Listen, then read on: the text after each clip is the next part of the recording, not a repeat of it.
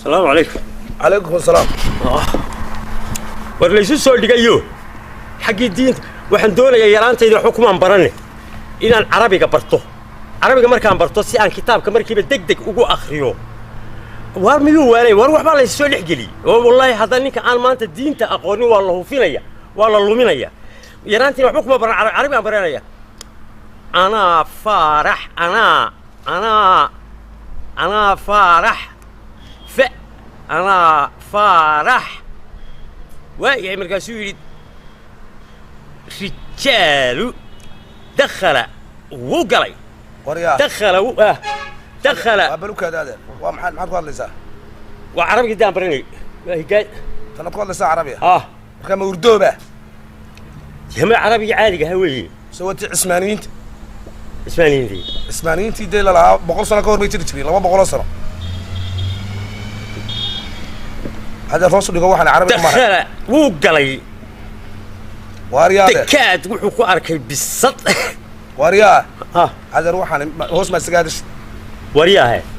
هي هذا العربي برنا يم waxaan ka shaqeeyay kudad waa carabi waxaan ka hadlay ma aha mala wal ismaqlayni haduu imkan carabi maqli laha wallahi wuu wada fahmi laha ila anigu waa yar jabinayay tasal leeyida oo ka tag waxay Allah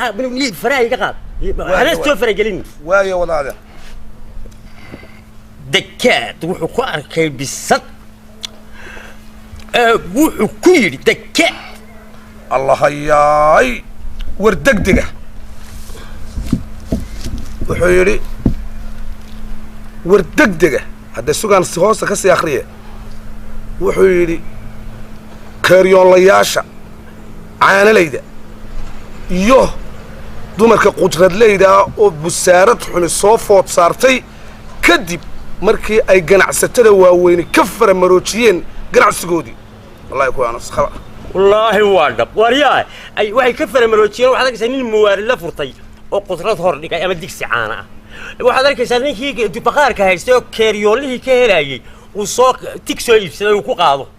wallahi way ka faramaroojiyeen meel carabidaada ku qabsanaadeen ma yeelay wardagdiga bismillaahir rahmaanir rahiim كي هرا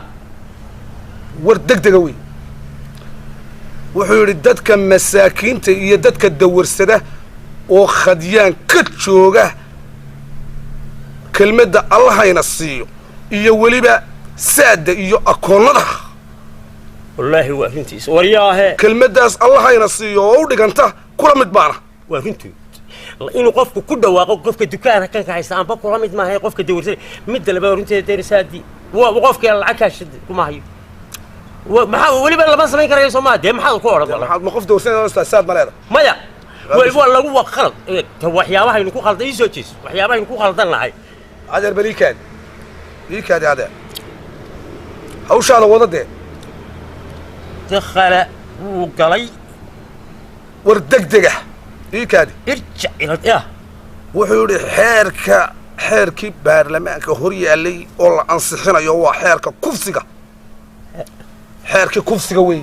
hay maxaa ma kufsiga la ansixinaya kufsigii baa la ansixinaya oo la leeyahay isku soo ma yaala isku soo maaha maxaa dalan waxa la yiri xeerkan waxa la soo dhigay waxa la yiri waa xeerka kufsiga iyo ku tacadiga dumarka